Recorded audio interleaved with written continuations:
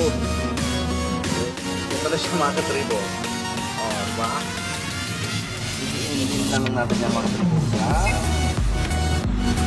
Pinangat na dating mga katribo. Karne niya mga katribo. Napakalambo.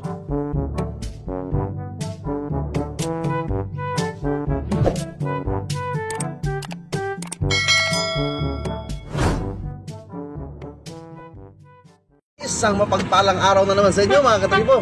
Ako nga pala Sado at welcome sa Kabasan Tribe. Sa episode na to, magluluto tayo ng isa sa pinagmamalaki namin mga Bicolano, ang pinangat na laing. Siyempre, ang mga sangkap natin, ang ating laing: baboy, dilis, bawang, sibuyas, sili, sa katanglad. Siyempre, ang gata. At ang unang prosesong gagawin natin, pagkahalo-haluin muna natin itong ating mga sangkap dito sa ating gata. Umpisa na natin mga katribo. Muna natin yung bawang, sibuyas. Kung pantinda nyo ito mga katribo, huwag yung kakamayin. Sili, saka asin pala. Asin, paminta,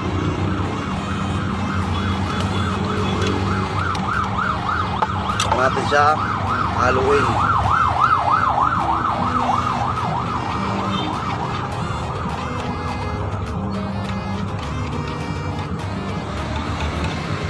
Dapat magandang pagkahalo nito para masarap. Masarap kainin ito pero masarap din lutuin. Hindi matagal-tagal ang lutuan nito mga katribo. Yan. Tapos na nga natin siyang haluin mga katribo. Tabi muna natin. Ito na. Ito na ang manugong proseso sa paggawa ng pinangat. Pagbalot. Sana mabalot natin ng maayos mga katribo. Yan. Ganito na ang sample nito.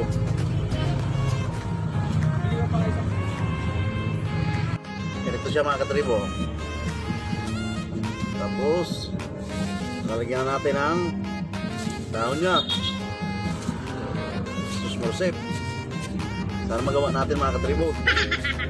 Lagay tayo ng isang prasong karne, kaunting dilis. Pwede naman gawin ito ng walang dilis. Sa isang pirasong sili.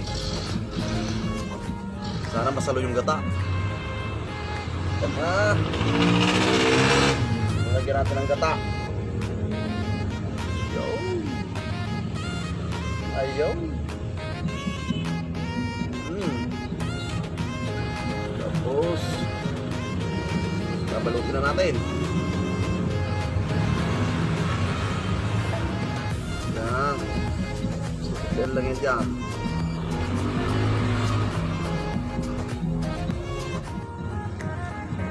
Sensya na kayo mga katribo, hindi tayo expert sa paggawa nito eh. Panali. Yan. Pangali natin dahon ng tanlad.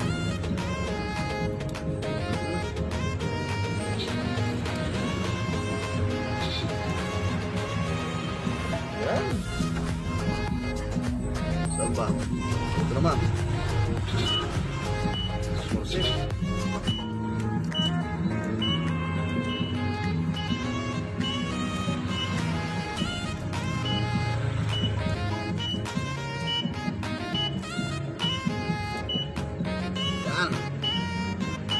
Na 1-0 na tayo mga katribo. Grabe. Yan. Ganyan lang siya mga katribo. Same process ulit ang susunod.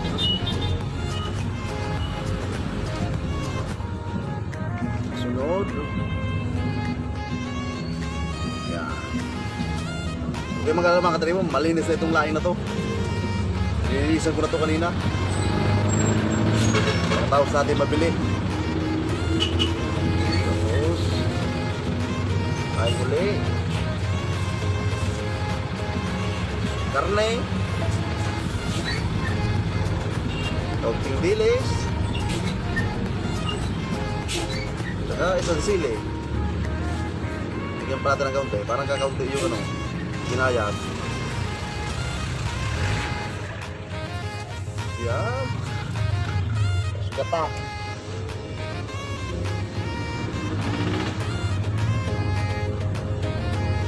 Oops. Konti pa. Para hindi magtapon mga katribo. Yan. Tapos tupiin. Yan.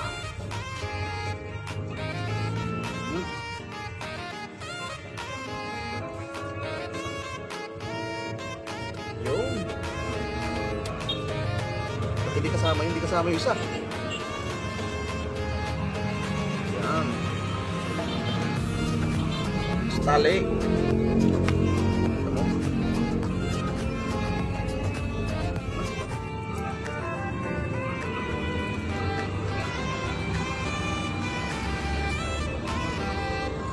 Yun.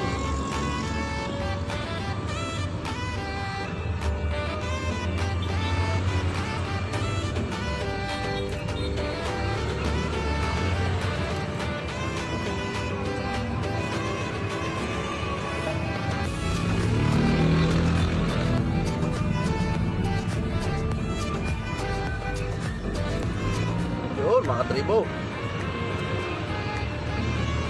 Naka 2-0 na tayo mga katribo.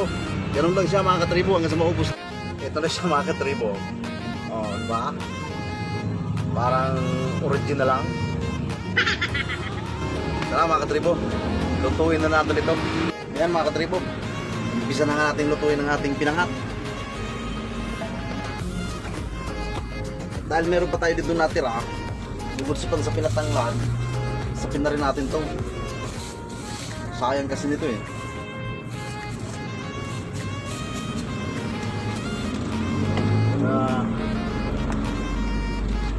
Dalhin na rin natin itong ating natirang karne.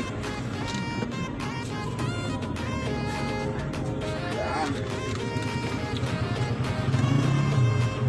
Tapos sili. Lagyan na natin ang ating binangat. Yan. Ito lang yan na kahit may tumabo na. Medyo ano siya mga katribo kasi pag umaya, pagbaba niya ano lang naman niya, kakaunti rin niya. Natin lagyan na natin yung ano, pangalawang gata.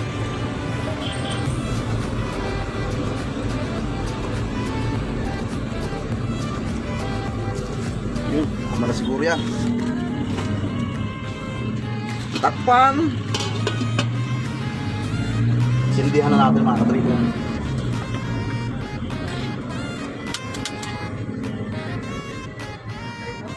Yan. Okay na yan mga katribo. Balikan natin mamaya pag kumulo na. Ito pulot natin ito mga katribo. Ayan. Natuyo na nga. Ilagay na natin itong ating kakanggata. Isang oras na lumipas na mga katribo. Simula nung umpisa natin kanina, ngayon lang natin binuksan. Tapos dyan, hindi lang natin yan mga katribo. Yan. Yun.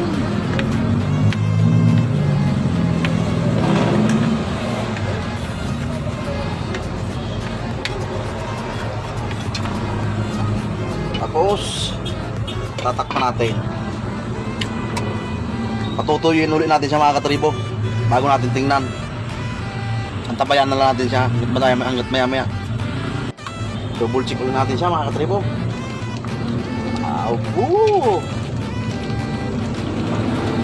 Ang sarap na nito. Pinangat at pinangat na ang dating mga katribo. Malapit na ito. Magdadalawang oras na ito mga katribo.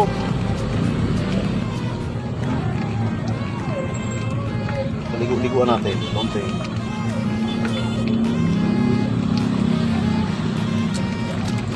Ah, 15 to 20 minutes pa mga katribo. Tabayan na natin siya. After 2 hours mga katribo, mahigit ng 2 hours to, i-final check na natin. Yun, pinangat na ang dating mga katribo. Okay na to mga katribo. Mukbangin na natin to. Tara.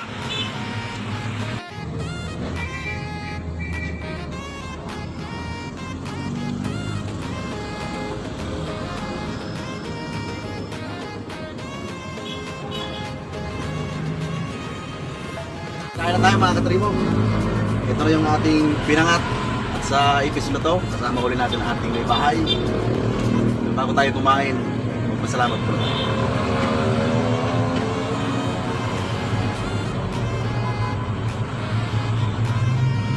Yun.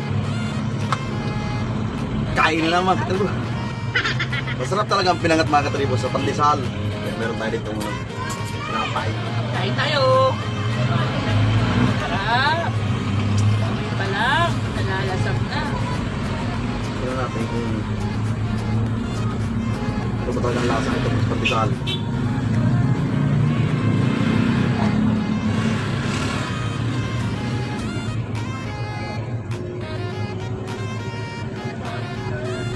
Daming gata oh. Yummy. Napakasarap. Pati na. Yung karne niyang nilagay natin mga tribo. Labing lambot na.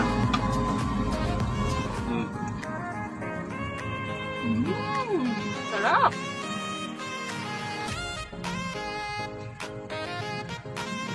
Grabe.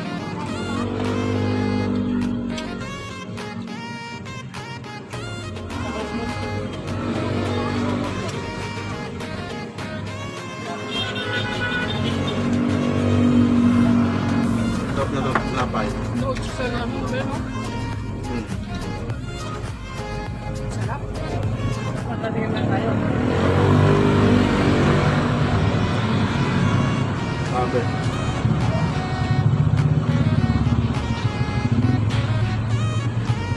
Ang kailang sili. Yung tikmado. Pero tamang-tama lang talaga yung ano? Sakit na. Yung pinakagitna niya mga tribo. Sarap.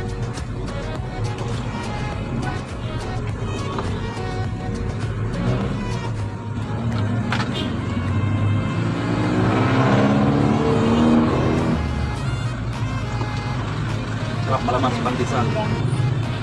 Para mataanan.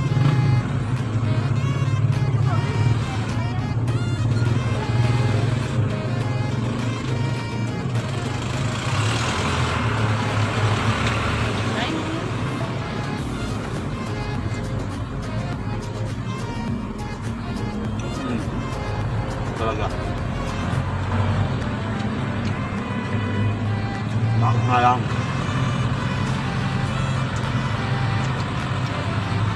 Ako? Tagal pa ito masira, di ba? At abutin siya ng ilang araw.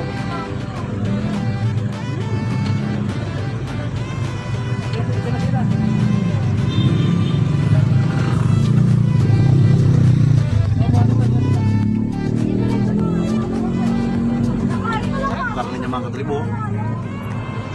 Napakalambot.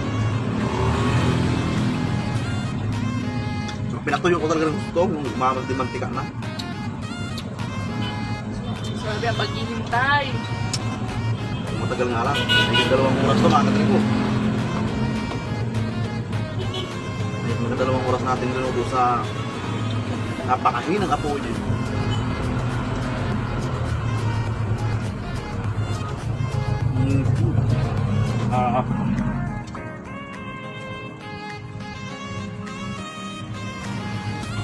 Grabe.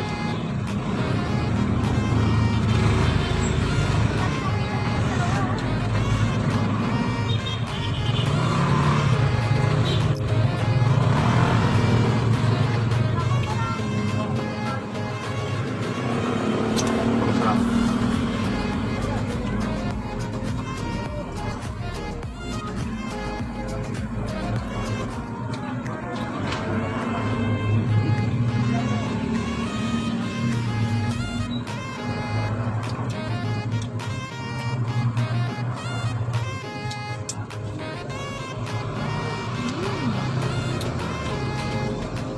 Suabe mga katribo, suabe.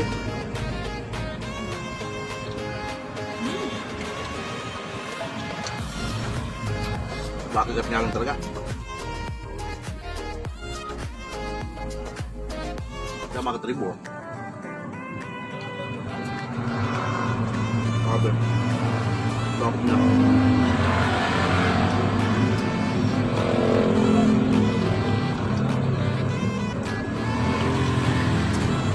Ayan mga katribo, madalin natin ang maayos yung ating inaasam-asam na pinangat. At request nga pala ito ng aking kaibigan at saka pinsan na si Carlo Nino Barcibal. Mabuhay ka sir, ito na yung ginawa ko para sa iyo. Paano mga katribo? Hanggang dito na lang po muli ang aking may babahagi sa inyo. Muli, ako po ang inyong katribong Shadow, ang laging nagpapaalala. Sa larangan ng pagluluto, hindi mo kailangan maraming sangkap. Samahan mo na ng pagmamahal. Sigurado masasarap ka. Peace out. Bye.